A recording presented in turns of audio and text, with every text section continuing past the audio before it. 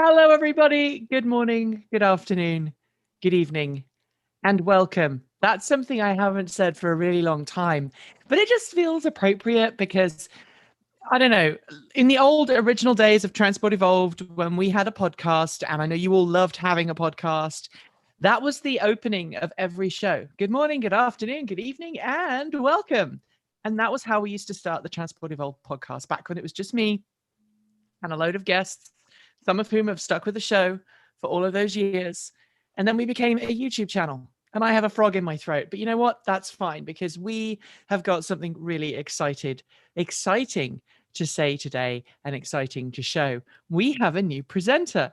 His name is Winter Tashlin. Hi, Winter. Hi, Nikki. So, for those who don't know, Transport Evolved has grown a lot in the last 5 years. So before I emigrated to the United States in 2015, it was basically a side project for me. It didn't really become a full-time business until 2015 when I emigrated. And then my partner and I basically went, okay, we have to make this work or I have to go and teach music again like I used to. And so I've been working hard for the last 6 years and we've been slowly growing the team. Kate Walton Elliott came along and helped out initially for free. And then we hired Erin, who has been amazing. She's been with us now since, I think, 2018. Erin, I think, joined us. And then more recently, we hired more people. So we have a couple of new writers on staff, social media people, of which Winter is one and Kit is the other one.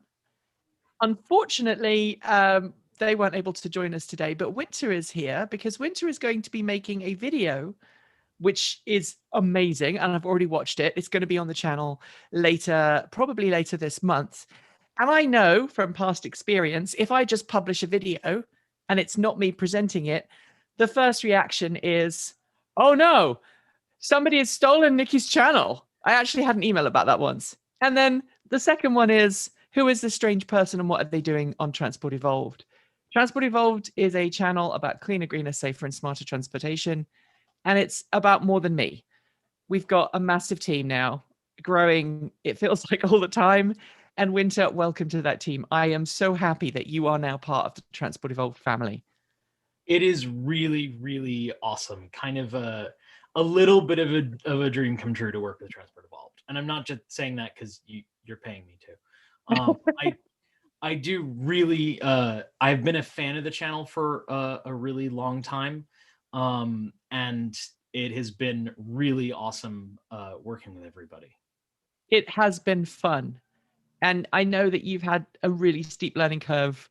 Production stuff is, our production workflow is new and unique.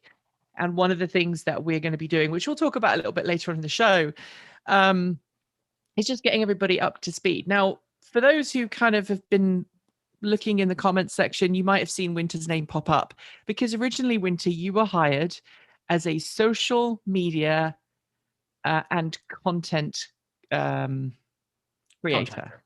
Yeah, content contractor. And you have got past experience presenting. So tell us about that. I have a lot of past experience presenting. I've done a huge amount of live workshops and education and presentations, as well as I've done a decent amount of video work before, mostly teaching, both some on YouTube and some for internet-based school stuff. And then I've also done some television as well. So Yep. I'm comfortable in front of an audience. I'm probably happiest when I'm in front of an audience in one way or another. Not happy in front of a teleprompter, as we learned this week. No, teleprompter is a whole different skill set. I am someone who does bullet point notes when I teach and when I present, and I tend to vamp in between. And working off a script, even a script that I wrote on a teleprompter, is a whole other skill set. And when people see the video, when the video comes out, I will admit I'm a little bit more wooden than I want to be. And boy, I don't blink as much as I should be. So for I will those get who don't better. know, This is what a teleprompter looks like. I am the only person on staff who doesn't have a proper teleprompter. I still have an iPad that I hang under the screen, under the camera. But literally, you put the script on here and you read off it, which sometimes results in hilarity.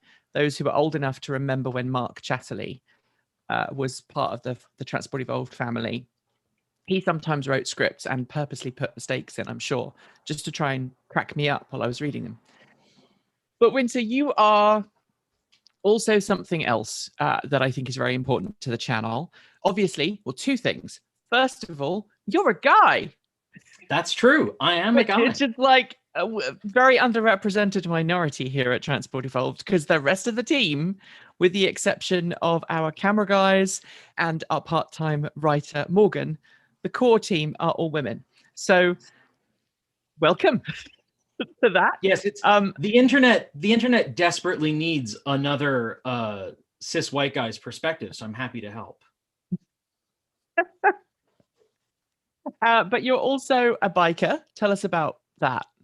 I am. I got my first motorcycle for my 30th birthday, not knowing how to ride a motorcycle. I bought for $600 off Craigslist a Suzuki. Oh my goodness! 1978 Suzuki, and didn't die on it, which is a little bit of a miracle because it was not a good bike at all. And I rode for several years, and then I took quite a number of years in which I didn't ride. And I started back up about a year ago. I got back on two wheels because I love being on two wheels. And I have electric bicycles that I really enjoy. But living out in the country, there actually isn't a lot of places I can ride my e-bike safely. There's no sidewalks, no shoulders. And while e-bikes are really cool, I do really enjoy a proper motorcycle. Now, I think you've been riding a little bit less than I have, but I know I didn't get my motorcycle license until I was in my late 20s, early 30s, and we're about the same age without giving too much away. Mm-hmm. So we've been riding for about the same time, and it's nice to have another motorcyclist on the team, especially as right now you are on the East Coast rather than the West Coast of the US, which means that we have actually got coast to coast now coverage, although not for long if plans come into fruition. No, I'll be in your neck of the woods by the end of the summer is the plan. And we hopefully will have a studio by then that you can actually come and work in. I just want to give a shout out to Jay Fulton. Thank you very much for your donation. That's very wonderful, very kind for your super chat. Thank you very much. If you want to join in with super chats, go ahead, hit the super chat button. We'll read them out. It's great to have interaction with you guys. It's great to know that you guys care. So thank you very much. And the message Jay says is, welcome, you're a part of the future now, which is very sweet, of them to say so. We are going to be expanding further at Transport Evolved. Those who watch the channel know that last year when COVID hit, we got rid of our studio, and we got rid of our studio for a really good reason. And that was that when you have to choose between paying the bills and paying your staff, and you're faced with uncertainty, economic uncertainty, we didn't know what was going to happen with COVID. We had to choose before August whether we were going to keep the studio and continue to pay rent, which was, $1,500 a month by the time you've put in all the utilities, for a building that we were going to struggle to use efficiently, or basically do everything out of my spare room. And it's been a tough year. I've felt very isolated. I know the team has felt very isolated. Things like coloring videos, as Winter learned this week, he made a fantastic video, which is going to go live soon.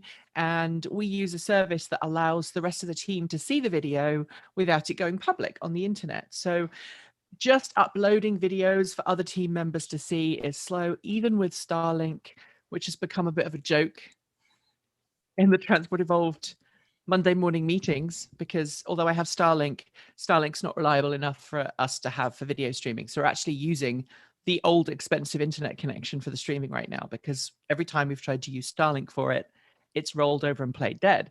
But we are going to go back and have a proper studio. We're actively looking for commercial property in the Pacific Northwest, specifically on the west side of Portland.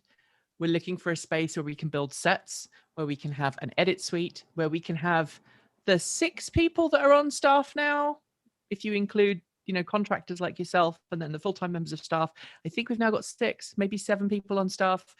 I can't even remember. That's bad. Plus the camera guys when they come in, and we need to have a space for that. So if you know of a commercial realtor that works with rentals, let me know, because that's going to be a big thing. We're also going to have a bit of a fundraiser, because I reckon we're going to need to raise some serious cash, deposits, money to do all the modifications to the studio and make all the sets and get all the lighting and everything set up. But at that point, hopefully, we're going to start be able to produce more featured content, like the stuff that Winter is just about to preview. Do you want to give people a sneak peek, or do you just want to? Should we just wait until the video comes? I think we can say that it is a motorcycle related video, and I think we're planning on me having a staff car update in the future too, because both of the cars in my family are electric. I drive a Bolt, which I'm sure the Transport Evolved audience is utterly sick of hearing about. So another Bolt. We've got 3 Bolts on staff. There is nothing, I think, that has not been said about the Bolt at this point we want to hear. But I think I am the only member of the team with a Tesla. Yes. Tell us about the Tesla briefly, because I think a lot of people look at live streams and go, I'm not watching that because it's boring. So a lot of people won't know about this, even if you talk about it. So tell us about your Tesla. So we had a Kona EV, which we loved. It was actually a fantastic car. But when Kona EV started catching fire, I went to Hyundai and said, hey, these are catching fire. Are you going to replace the battery packs? And Hyundai very firmly said, no, there's going to be a software fix and that'll be it. And I said, well, your software fix cut the speed of my DC fast charging. And that was, we bought the car because it had 76 kilowatt DC fast charging, and it cut my range. So this isn't the same car that we originally bought. And they said, And I said, I think you'll find that my state's lemon law agrees with me. So it almost 16,000 miles, Hyundai took our Kona back and gave us everything we had paid on it, except for, I think they deducted a couple of grand for miles driven. And at that, the same time that happened, a little EV sales and service place about 2 hours north of me in the middle of nowhere in Maine, the owner of that business had one of the first Model 3s in Maine. And he had decided he was getting rid of it. It had about 26,000 on the clock, I think. Oh, wow. Yeah, it had nothing. It was a 2018 rear-wheel drive long range with 26,000 miles on it. And he had decided that his huge German Shepherd didn't like the back seat, and he was going to get a Model S. Or not German Shepherd, big Husky. He was going to buy a Model S. So he put up for sale. It was the cheapest Tesla Model 3 in America that wasn't on a salvage title. Because I spent a lot of time. I was like, this seems like a really good deal. But is it? And I did a ton of research and I could not find anything close to it. And we were able to buy it for a grand less than the Kona we'd gotten back for the Kona. I did not know that. Yeah. No, we were out of pocket a little bit because we had a loan in the Kona and decided not to do a loan in the Tesla. But like, it was the same cost as the Kona. We've had to have some work done on it. We've had to have the front strut mounts done, and the rear window had a stress fracture, but it was all covered by warranty. I'll admit, going to the service center is a pain in the butt. They won't send mobile service to my house. I don't know why. I suspect it's because we have a dirt driveway. So that's a pain in the butt. But the car is. I road tripped a BMW i3 Rex from my house outside of Portland, Maine, to northern Maryland, only using 2.5 gallons of gas. I did the same trip twice in the Kona, once in the middle of the winter all the way to DC, and once in the summer. So I thought I knew what road tripping an electric car was like. And then I did it in a Tesla. And it's a completely different thing, isn't it? Oh, yeah. I mean, when it's wintertime and you plug in a Kona EV, and you're at 10%, you're like, well, I got 40 minutes to kill before I'm at, anywhere close where I want to leave. But the Tesla, I mean, the Kona in the wintertime drew down about 40 kilowatts when it's cold. And the best it ever did, I did see it pull down 75 kilowatts in the summer. And that's great. And I know that you like in your Bolts doing long stops. But the first time I wish it would charge faster. I'm not going to lie to you. The first time I plugged the Model 3 into a V3 supercharger and was pulling 206 kilowatts, and I went in to use the restroom at a rest stop and came out 10 minutes later with a bottle of water, and the car had charged past where I was planning to charge that charging stop. Because I run it down 10%, and then I usually, if there's a lot of chargers around, like my plan is run it down to 10, charge it up to 40, run it down to 10, keep my stops relatively short. And, I went in for 10 minutes. I came out and it was like, oh, I'm at 65%. Do you want to leave? It just blew my mind. And even at V2 superchargers, the difference between 50 and 125 is enormous. And the car is powerful. I mean, I think of my Bolt as a hot hatch. You put the Bolt in sport mode, especially if you've been driving for a bit, you've warmed up the battery, you put the pedal down the Bolt, and it is fun. It is. You stomp the pedal in the Model 3, and people say like, oh, you have a Model 3 long-range single motor. That's the slow Tesla. Don't you wish you had something faster? No, I don't. Because it's fast. It is quick. I'm an almost middle-aged guy with a bad neck. 0 to 60 in 5 seconds is fine. It's fine. At no point have I slammed the pedal on the Tesla and thought, gee, I wish it was 40% faster. I just haven't. It's 0 to 60 in 5 seconds is ridiculous. I daily drove a 1972 VW Beetle for many, many years. 0 to 60 in 20 seconds is something that I am completely familiar with how to do if I need to. 0 to 60 and look, my last internal combustion car was a Mazda 3. And it was peppy. It was a Mazda 3 with a 6-speed manual. And it was peppy, but compared to the Tesla, I mean, it is a BMW M car style performance in terms of power. If you could combine the power and the drivetrain and the charging of the Model 3 with the utility of something, I hate to say it, the utility of my Bolt, I would be happy because I could have like a car that I could not worry about digging up the interior, but then I'd have a car that was really good on the freeway and charged really quickly.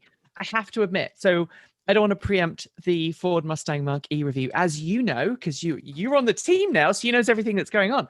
I had a Mustang Mach-E for a week, and the two things that kind of really stuck out to me were how good its lane keep assist and semi-autonomous driver assistance features were.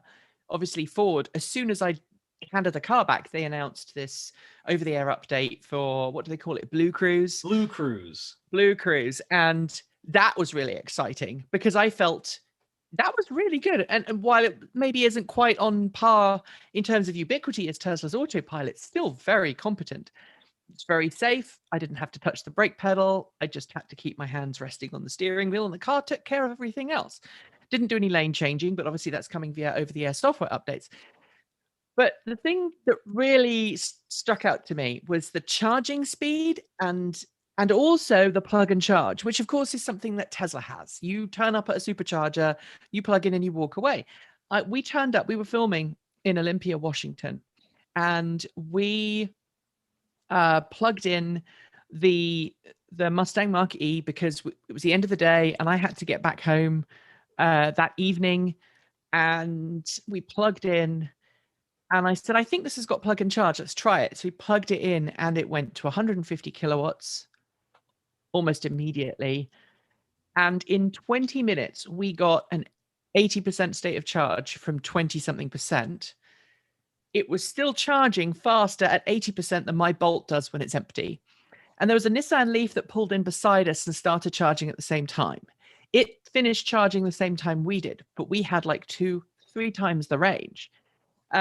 So rapid charging definitely is something that is really super amazing. And I know in the past, and I'm going on the record now and saying this, in the past, I'm like, well, slower charging is okay if you're doing an occasional long distance trip, because if it's occasional, you're not going to do it very often. And I'd rather my battery lifespan was kept in good condition. If Ford, if Tesla, and everyone else can actually keep battery degradation to a really low level, then bring on the rapid charging. So to me, one of the biggest deals with the Tesla and the rapid charging is when you navigate to a supercharger, it starts conditioning your battery when you are an appropriate distance away. And that is so enormous. I mean, with the Kona, 76 kilowatts in the summer. I once fast charged. It was 5 degrees outside, and I'd been driving for 6 hours with multiple charging stops. I plugged in. We peaked at 31 kilowatts. Oh. With the Tesla, 31 kilowatts. It's freezing cold. It's the middle of the night. It was awful. With the Tesla, I never have to worry about that because the battery is either cooled or heated to the optimum conditions for charging by the time you get there. And that is so nice. And I suspect goes a long way to help with degradation. Now, we charge at home because we have 2 EVs. We have an EVSE that can plug in both cars at once, which is super nice. They charge at half rate until one is full, and then the remaining one kicks over to full. We just set up something very similar at the house. We haven't made a video on it yet, but we've just done that. There's a lot of systems now with 2 EVSEs. Ours is just a single that does it for you. But yeah, we rapid charge very rarely, but when we rapid charge, it's rarely one stop. It's usually a big trip where we're rapid charging a lot. And not having to worry about that slowing down, and we also don't charge our car to full almost ever. The Bolt lives in Hilltop Reserve because recall, and the Tesla lives at 80% unless there's a trip planned. If one of us is going a longer drive, then we rack it up. That makes total sense. Yeah. Because it keeps the battery healthy, right? Yeah. And it's what Tesla, when you look at the app now, when you look at the in-car display and when you look at the app, it has a little marker at 80 that says daily. And that has a marker at 90 and 100 that says trip. I think to encourage that sort of behavior. And to get you used to that in your head. But I mean, let's face it, most people don't drive around gas cars with that in their head. They just, they don't even, I don't know that many people that top their cars all the way up. So the difference to me, Nikki, is that it's rare that I don't charge my car. Right. Like my Bolt hasn't been plugged in a few days because I parked it facing the wrong direction twice in a row. But like, it's rare that I don't charge my car. So people say like, well, aren't you worried about like going out to run errands and the car running out of juice? Unless I'm running an errand 2 states away, no. Like, well, you're taking the Tesla anyway. Right. I mean, like I take the car to 90% on the Bolt, 90% on Tesla every day. I never kept my gas cars topped off to full. I don't do it with my bikes either. I keep my bikes sort of live usually around half a tank of fuel. Yeah. I don't have an electric motorcycle yet. It is on my wish list. Well, what we do is we've changed our charging now. We've got this. We've got our solar system. Well, yes. And so we just use the car. We just charge the cars. I'm actually not plugging the car in until the middle of the day now, which is a bit weird. That's totally backwards. I know, right? The other day I drove to, I had to take my dogs to an appointment, one of my dogs to an appointment, drove back. That's because I live out in the country. It's like a 30-mile round trip, might even be a 40-mile round trip. So I got back, I'd done 30, 40 miles of the battery. And then the next day yesterday I had to drive into Portland for the opening of Electric Island, which is a brand new truck charging plaza for electric buses and electric trucks. And there's a video coming on that very soon. And I drove back home after that. And when I got home at that point, I'm like, maybe I'll just plug in. It's a nice sunny day. We're making lots of electricity. So we just plugged in, charged on the sunshine. But we have that same kind of load sharing. And someone in the chat said they want us to do a video on dual EVSE. So we will make that happen. Just a shout out. Thank you, Mark, for your donation there in the super chat. Mark Lawrence, our mystery solved. He said you're the one that said they had a Tesla. They were going on a road trip with a fellow. You're the one that said they had a Tesla they were going on a road trip with, fellow Model 3 long-range rear-wheel drive owner. So, I mean, it's a great car. I mean, people say like panel gaps and stuff. Yes. The big one that bugs my husband and I is that the chrome trim in our doors don't line up. And if I had spent $55,000 on this car and the chrome on the doors didn't line up, I would have been super upset. But for what I paid for it, I mean, that's the other thing, right? If you're buying a car used, it's not going to be perfect. Right. And the other thing that I hear from people is people wonder, like, okay, you live in Maine, you have a rear-wheel drive car, so you just don't drive in the wintertime. And that is not the case. We've now owned 4 electric cars. We owned the i3, the Bolt, the Kona, and the Model 3. 2 of them were rear-wheel drive, 2 of them were front-wheel drive. And with good studless snow tires, and my husband commutes on the highway 50 miles round trip every day, so we were not doing studs. With good studless snow tires, we've had no traction difficulties on any of them. I have a slight preference for rear-wheel drive in the snow because I hate torque steer.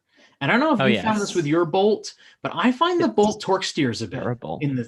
Terrible. In the snow in particular, snow and rain, I really notice it. Nope, it torque steers all the time. I'm on the freeway. I'm gonna put it in sport mode and overtake someone, and you go like that, and you put your foot down, and the car goes. What? Yeah. So I mean, in rough weather, like being able to put my foot down and not worry about it. The one thing I miss on the Bolt that I have on the Model 3 and we had on the Kona is on the Bolt, there's chill mode. And on the Kona, on the Model 3, there's chill mode. And on the Kona, there was eco mode. And in both, pedal response is less dramatic. And I find that in snow, being able to have a broader pedal travel for the same amount of power helps prevent wheel spin. And the Bolt doesn't. The Bolt is like normal and sport. And that's it. Those are the 2 methods. So let's talk about your car history, because I think one of the things that Transport Evolved, when we're all car people, right? Erin's worked on her car. Morgan is an engineering student right now, which is why he's not doing a whole lot because he's busy doing schoolwork, but he helps us out. He's been helping us out with some of the shorts and some of the technical stuff. Kate obviously is working on converting her own Morris Minor to electric. I'm working on an electric project car at the moment, although I haven't had any time because running a business. But you are also no stranger to turning a wrench, right? No. So when I was a kid, I wanted to be a mechanic, and I was told that was inappropriate.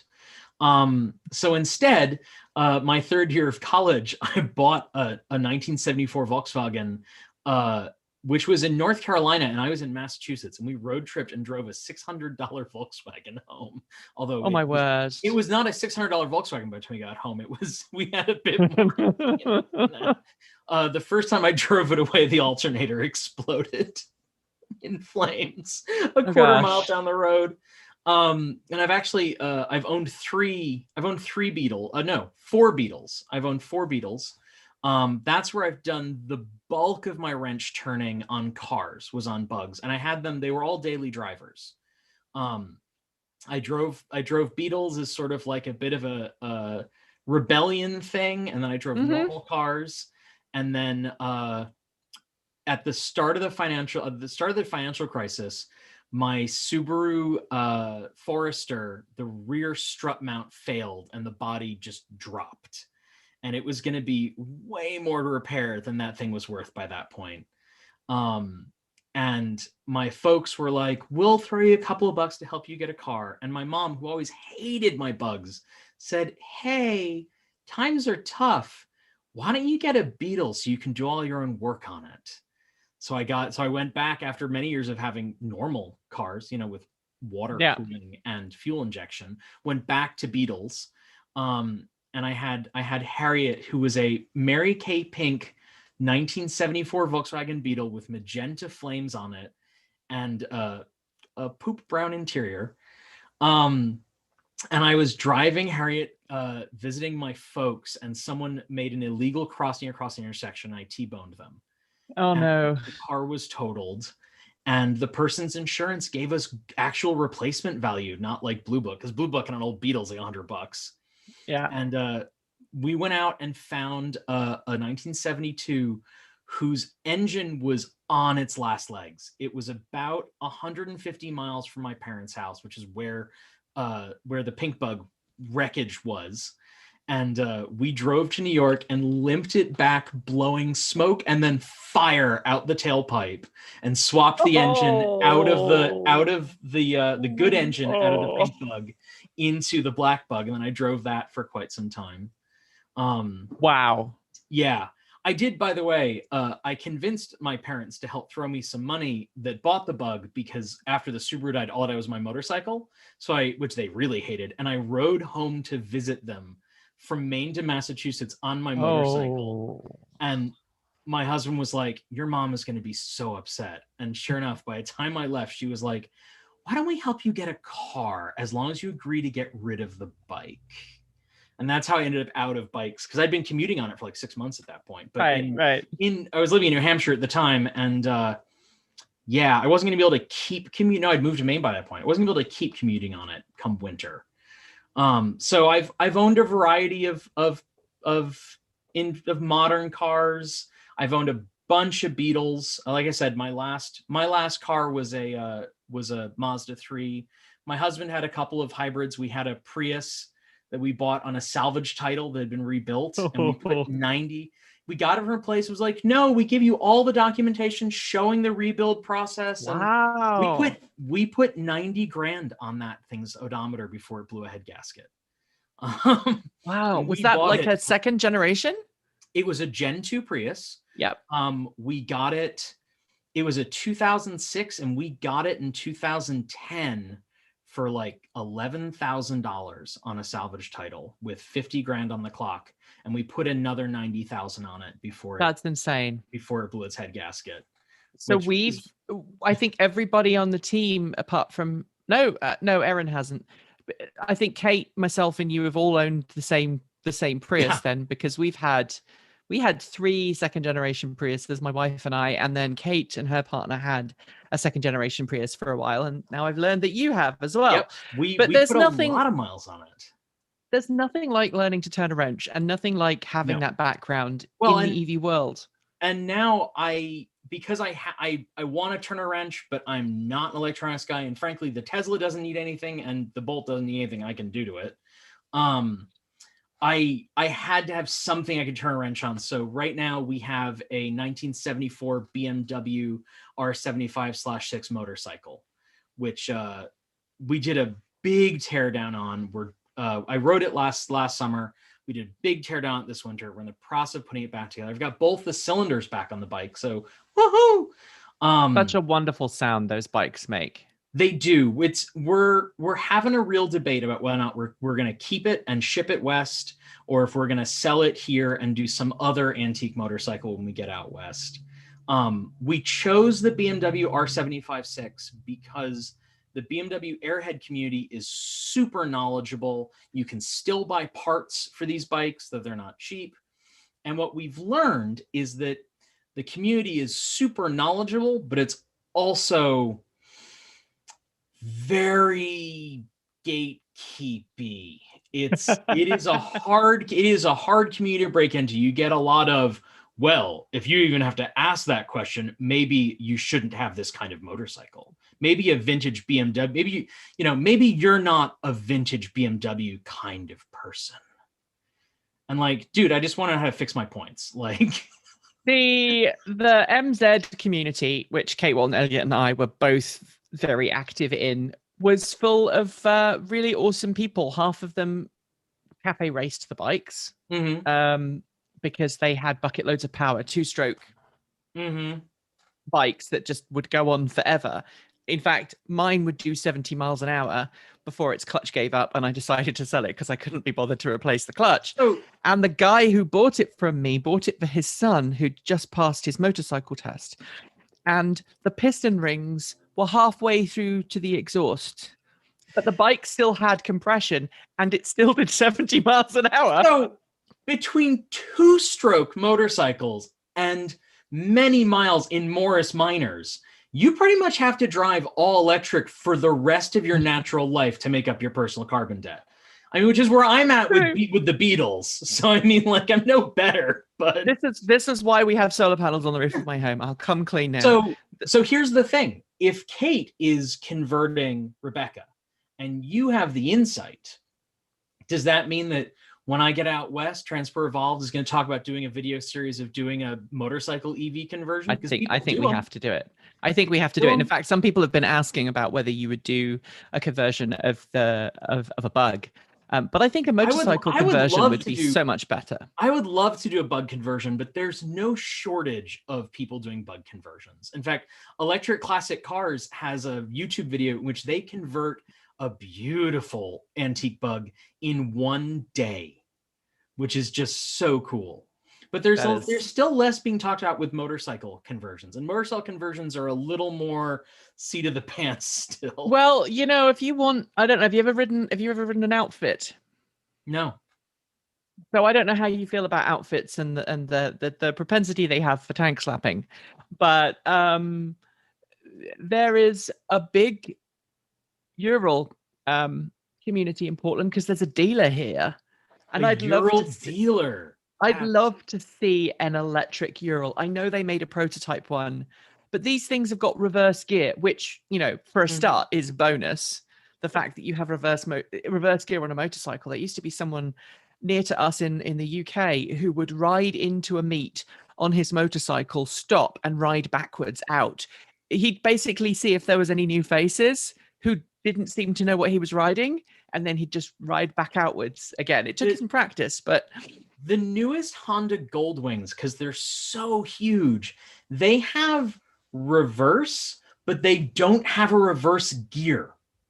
The starter motor can run backwards. Oh no, that's wrong. Put it in reverse, it's the starter motor that's kicking you back. It's not meant for like very far. It's get you out of a parking space. You see, the Energica SS9 has reverse. I don't know if you were aware of that. It has reverse. I am so envious of you riding that bike. It's such a beefcake of a bike. But we're going to get some more bikes now, hopefully. Trying to get hold of bikes to review is a bit difficult. So if you're watching this and you're a biker and you know, and maybe you're a customer of Zero or one of the other companies, just nag them and say, look, Transport Evolved now has 3 bikers on staff. We want to test these things. As some of you noted, when I was riding the Akimoto FUV last week, I was in my element because there's something about being on 2 wheels, 3 wheels, having very limited stuff around you. It's such a connection to the outside world. There's something special about kind of looking where you want the bike to go and just touching the handlebars, just leaning and the bike flopping over, and you open the throttle up and the bike stands back up again. That's just, it's hard to describe unless you are a biker. You're smiling, so I'm guessing you know exactly what I mean. I know what you mean. But it is an amazing thing.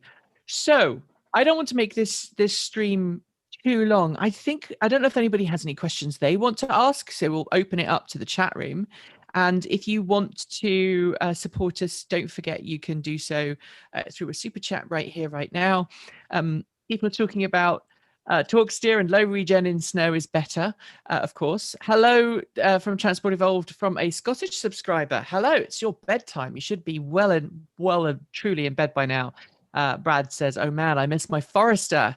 Welcome, Winter. Welcome to the awesome to see the TE team growing. That's a tongue twister. Awesome to see the TE team growing. Would you buy another Beetle purely to convert it to EV as a project?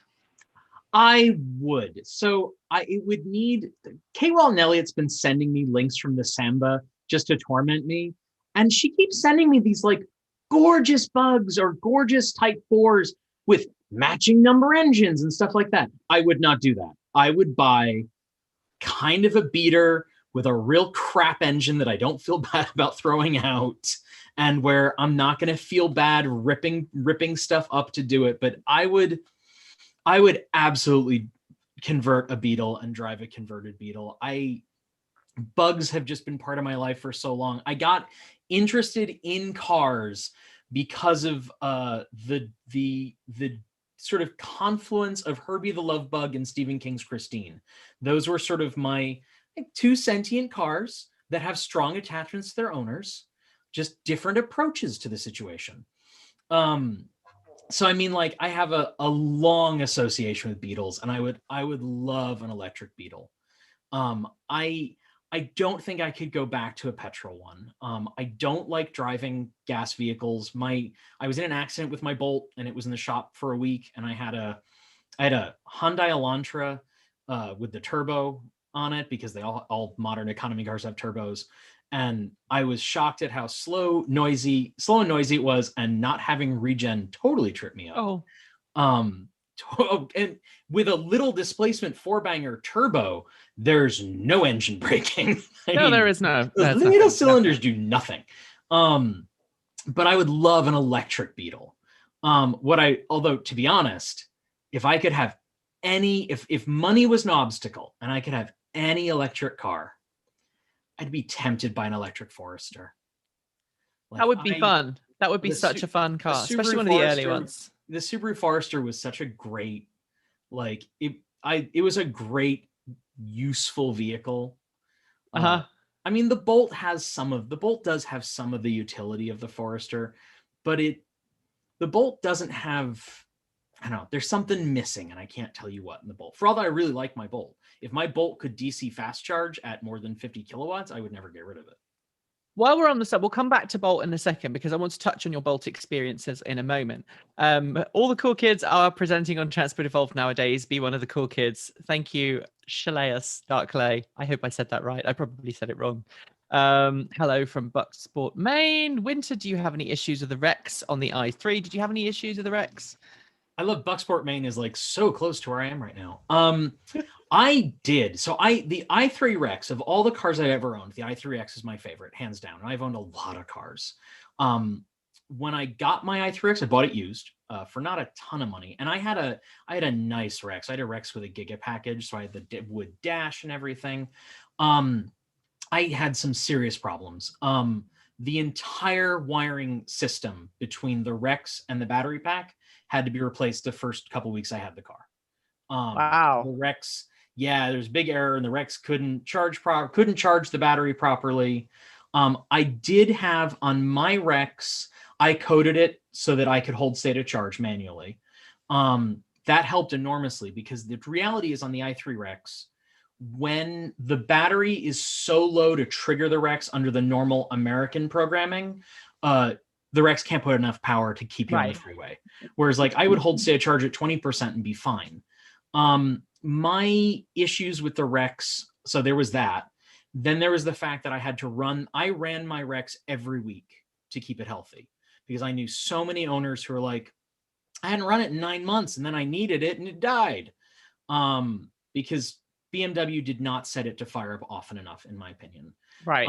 But we had the i3 for 18 months, and in 18 months, it took almost $9,000 in warranty repairs. And when the warranty, that sounds like Kate's. Yep. And when the warranty ran out, I actually it was a certified pre-owned. So I had extended warranty past the warranty. And two of the major things that went wrong with the car, the dealership said, this won't be covered under your extended warranty. And then the final straw for me was that the AC compressor was getting loud. And the i3 used the same AC coolant loop for the battery pack and the cabin. And what happens is, sometimes when the AC compressor dies, it sends fragments of metal throughout the system. Oh. And that means ripping the battery out in order to flush it. And people I knew in the i3 community were seeing costs anywhere from $7,000 to $10,000. And I went to my dealership and I said, look, my AC compressor is getting loud and I'm worried about it. and if this dies, will it be covered under the extended warranty? And they said no. And I said, okay, but it's a powertrain component. It cools the battery. That makes it a powertrain component. And they said, HVAC isn't covered under the extended warranty. And I said, your extended warranties your certified pre-owned warranties are not inclusive of electric vehicles then, because that, if the battery pack is cooled, that makes it a powertrain component. And they said, sorry. And I said, I can't take the chance. So we got rid of it. I didn't know about that. I know that Kate Walton Elliott's had a lot of trouble with her i3, and she and her partner have decided to keep it for now. But I don't know how much of a patience they've got for it anymore. Even with the crappy range and all that, I miss that car every day. I never felt as happy and as at peace as getting behind the wheel of that car. I loved that car. And my husband and I had a really serious conversation, and he said, look, Vroom is offering you a really good price on it. We didn't pay very much money to go from the i3 to the Bolt. And he said, look, you love that car. My husband and I have been together 21 years. He said, you love that car like no car I've ever seen you own. Get rid of the damn car while you still love it. He said, don't enjoy, say I've had 18 glorious months with a car I loved, rather than keep it and have it turn into a living nightmare and have nothing but loathing for this experience. That's kind of what happened with my hot rod, because my hot rod was a beast. It was more powerful than most budget cars on the market when I bought it. Is this the Miner that Kate referenced that was very happy to kill you? Yes. Yeah. That was it's coming, and there's another video coming up. You haven't seen that one yet either. The episodes 2 and episode 3 of Rebooting Rebecca are now in the can, and in episode 2, Kate references a Morris Minor that would kill you and happily bury the body, happily kill you and then bury the body. And yeah, that was my old car. Her name was Carrie. I had a standard Morris Minor with a 1098cc engine, just bog standard brakes, everything. She was just my daily driver. And then I got a hot rod, which was a 1.8 litre K series engined Type 9 gearbox, limited slip rear diff from a race spec Ford Escort Mexico. And it went sideways, and it had massive tires, and I would BMW bait on the freeway in it because it had well over 100 brake horsepower. I think it was nearly 150 brake horsepower. I got rid of it after I caught myself one night. I had to drive and pick Kate up from the airport, actually. Driving back to Bristol, she'd been to Alaska, I think, for a holiday, and I'd picked her up. And my wife and I had agreed to pick her up. And in the end, I just said, I'll just go there myself up to Heathrow in the Traveller. And Kate obviously was jet lagged. She fell asleep. And I caught myself doing 110 in the Morris Minor, thinking I was doing 65 by the noise of the engine at 65. And I was doing 110. And at that point, I went, yeah, this car's been fun. And then something went wrong with the alternator, and I had to take an ordinary Morris Minor. If the alternator goes, you literally unbolt the alternator, put a new one in, and off you go. Right. This one the engine bay was so tightly packed with a 1.8 litre K series engine that you had to take the whole front end of the car off. So the front grille, the front body panel, you had to take the radiator off. Then you had to replace the alternator. It was just a bolt I had to replace. When I put the radiator back on, it then took me 4.5 hours to bleed the radiator because the top rail of the radiator was almost perpendicular to the floor. And parallel to the floor. My brain is tired.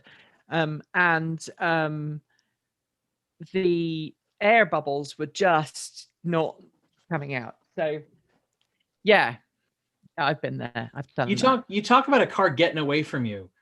My husband definitely the road that our house is off of is a 50-mile-an-hour road, and no one goes 50. Everyone goes 55-ish. But if he's not paying attention in the Tesla Model 3, and he doesn't use autopilot near as much as I do. I use autopilot all the time. I was on the phone with him the other day, and we were just chatting, and he suddenly went, whoa. And I said, what's up? And he's like, well, that's 70. Didn't need to be there. Because the Model 3, you're going 65 in the Model 3 and you put the pedal down, there's plenty more to give. Yeah. It just keeps going. It is And at scary how 50, it's quickly. very easy to go 70 instead of 50 and not notice. And it's with the snow tires on, it's a little bit louder, but it's still a very quiet car. I said to him the other day that it reminds me of being on a subway, because unlike any other electric car we've owned, the Model 3 does whine during regen. It sort of whistles when it regens, and it makes sort of a sound from the motor. Yep. And my husband's from DC, and it reminds me of being on the DC Metro. Like the sound the motor makes, and then as you decelerate, you start to get that sound. It's what it reminds me of. Yeah, I must admit that's something that I liked about it when I drove in it as well. So I guess we should probably wrap this up, but you are in the process of trying to get a buyback for your Bolt, right? So I've been in the process. I have I submitted all the paperwork, and I was cleared the first hurdle and was taken to the second stage, which is where you actually get an offer. So I was approved to get an offer. I now have to submit a bunch more paperwork, and it's much more intrusive than the process was on the Kona, which I find really interesting. The Kona, once we agreed to go ahead with the buyback on the Kona, Hyundai was very much like, just give us the car. Give us the car. Yeah, just give us the car. And I'm very conflicted, Nikki. I really am. I don't know what to do. I think they will make me a fair offer. I think I'll basically get around what I paid for it. I haven't had it that long. I've only had it for about seven months. But I don't know what to do. I don't like having a car with a bad battery. I don't have any faith in software recalls. No, I don't. I must admit. Hyundai insisted that the software recall was fine right up until they said, actually, we're going to replace all your batteries. And it's the same thing. It's the bent anode from Shanghai LG Chem. At the same time, I bought my Bolt with 30,000 miles on it, 35,000 miles on it. I bought my Bolt for 19 grand. If I get 17 for it in a buyback, what am I going to do with it? Because we're moving out west, I'm very tempted to just say, take the buyback so I don't have to ship the damn car. Yeah. But at the same time, what am I going to do? If I get to Portland, I'm going to need a car. I can't get around just on if I wasn't a photographer, I could get around on a motorcycle most of the time. But I need to be able to carry gear sometimes for work when I'm not at Transport Evolved. And sometimes it's back when I'm with Transport Evolved. Yeah, I was going to say, I'm going to need a car. I don't want to go back to a petrol burner. I really don't. Chevy Volt. I owned a Volt. I owned a Gen 2 Volt. And I should have kept it longer than I did. I shouldn't have bought the i3. I should have stuck with my Volt, but I really wanted to be electric. Chevy Volts now cost way more than I spent for the same year Chevy Volt. Yeah. I bought a 2016. It was a 16 for 16 grand. And now they're 20. Yeah. So that's not an option. Gen 2 Leafs are going to cost the same as the Bolt, and they have much less range. And there's, I don't want to offend any second-gen Leaf owners in the audience, but I will. They're not really fun to drive. No. After you've been in something that's more powerful. Comfortable. They're very, I find them comfortable. Yeah, they're very comfortable, but they're not engaging. A fair amount of utility, but not fun. So there's that. I could buy a later Gen i3 and hope above hope that they fixed all the problems, but I'm not going to do that, in part because the i3 is also very expensive to insure because it has a carbon fiber body and a BMW badge. I mean, if I wanted something with small range, I thought about it, I could just buy a Spark. But the odds are that my husband and I are going to end up living somewhat in the country, like you and your wife do. Mm-hmm. And in the winter, am I going to want 80 miles range? You're going to want more than that. So what am I going to do? Move out west and buy another Bolt? Why would I? I mean, I'm going to lose more than it's going to cost to ship it. And I know my car. I've put 6,000 miles on my car. I know what's wrong with it and what's not wrong with it. So I'm probably going to proceed through the buyback process until they make me an offer. And if they make me a great offer, I'll take it. But right now, I'm leaning towards shipping the Bolt just because Yeah. there's not 200 and I mean, even with Hilltop, let's say I get 200 miles of range in the summer and 140 in the winter, there's nothing I'm seeing that can compete with that used in a price zone B. Would we buy another Tesla? Sure. I don't love sedans. I would be more interested to know why, but I can't The buy. Y isn't at that price yet. Neither are the threes. There's nothing I can buy. I can't even buy a 2014 S with 150,000 on the clock for $17,000. And if I could, I wouldn't, because I just wouldn't. I don't want something the size of a Model S. I don't want something that old, and I don't want something that high mileage. I have 30. I just rolled 40,000 miles on my Bolt. I have the Bolt. It's probably going to cost me $1,000 to ship it out west, and I'm probably going to be without it for a while because I'm shipping it. I really thought there might be a good option, but unless I want to use the money as a down payment to buy something new and add a car payment, I'm not going to add a car payment at the same time that I'm, relatively new in my job. My husband is getting a new job. We're moving to the other coast. Like, I don't want to add a financial burden on top of that. It just doesn't make sense. It's not good. It's not good. So the buyback just, the only thing I could do is buy a later Bolt. And right now there aren't that many. And I'm kind of thinking about seeing if Chevy's going to try to make it right for all of us. I hope they do. That's why I'm keeping mine. If they don't offer me a battery, then I might have a different opinion. We are going to have to finish because this room needs to be used in literally 2 minutes. Thank you, Rick, for your super chat. It's exciting to learn that the team is growing. It is wonderful to have the TE team growing. Thank you, Winter. It's been wonderful. Now you know who Winter is. So when he starts talking to you about motorbikes, you won't be stressed out and worried. And who is this new person? What are they doing? Where's Nikki? What's going on? And you can put a face to the name in the comments when I'm commenting, exactly. responding to comments on our videos. And also, there's going to be a Patreon update coming. So if you're a Patreon supporter, there'll be a Patreon update in which I'll go over some of the things that have been happening and where the money's going and what we're spending it on. I am contemplating spending lots of money on upgrading our GoPros at the moment. We've got old generation GoPros and all of the batteries are failing and some of the GoPros are starting to fall apart. So we might just be buying a whole new set of GoPros, which is $100. It's 4 figures. Let's put it like that. And then we've got to start saving up for a studio in downtown Portland. I am super excited that you are part of the team now, Winter. It is great. You are amazing. You're great fun to be working alongside. And here's to many future awesome videos at Transport Evolved. Thanks to everybody at home for watching. Thank you to our amazing supporters on Patreon, especially those of you who have been supporting us since the very beginning. I don't give you a shout out very often, but we've been doing Patreon since 2015 and a large number of you are still here.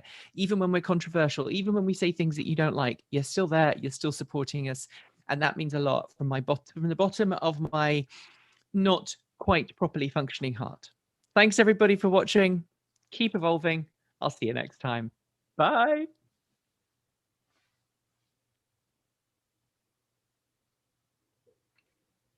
think we're still live.